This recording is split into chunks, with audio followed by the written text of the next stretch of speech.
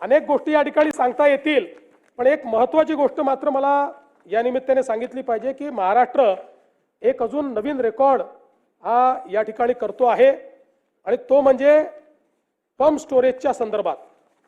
आपल्याला माहिती आहे पंप स्टोरेज एक अशी योजना आहे की ज्याच्यामध्ये मोठ्या प्रमाणात आपण काम करून राहिलो आहोत।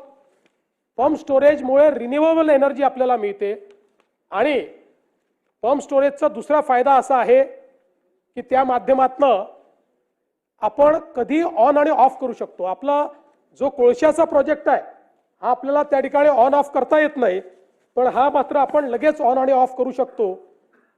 जगामध्ये अशी मान्यता आहे की जर ग्रिड स्टॅबिलाइज करायची असेल तर त्या ग्रिडमध्ये 25% हे पंप स्टोरेज आलं पाहिजे। आपल्या असं लक्षात आलं की महाराष्ट्र हा वेस्टर्न घाटमुळे एक असं राज्य आहे की ज्या ठिकाणी पंप स्टोरेजची खूप मोठी क्षमता आहे आणि त्यासोबत देशातले सर्वात जास्त मोठे प्रकल्प डॅम्स हे महाराष्ट्रात आहे। ते लिव्हरेज करून आपण एक नवीन पंप स्टोरेजची पॉलिसी आणली। मला सांगताना आनंद वाटतो की आपण महाराष्ट्राचीच ग्रिड नाही, देशाची ग्रिड स्टॅबिलाइज करण्याकरता यातनं आता आपण उत्पादन करणार आहे। आतापर्यंत महाराष्ट्रामध्ये 76,000 मेगावॅटचे पंप स्टोरेजचे आपण त्या ठिकाणी करार केलेले आहेत आणि हे सगळे करार वेगवेगळ्या स्टेजला आहेत। आपल्याला यातलं 5 ते 7,000 मेगावॅटच वीज लागणार आहे, ती आपण विकत घेण्याचा करार केलाय, ते ॲडव्हान्स स्टेजमध्ये गेलेलं आहे।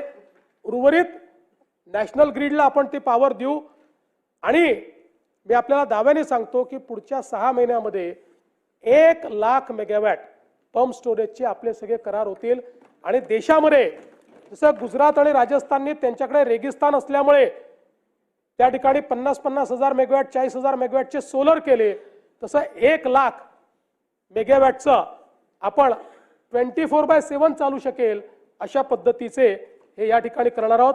आणि हे करत असताना आपण विजेचे दर देखील आता कमी केले आहेत, त्याची आता माहिती देऊन मी आपला अधिक वेळ घेत नाही, पण या संदर्भातही पुढचे 5 वर्ष गेले 15-20 वर्ष जवळपास आपले विजेचे दर हे दरवर्षी 9% वाढायचे, दरवर्षी 9%।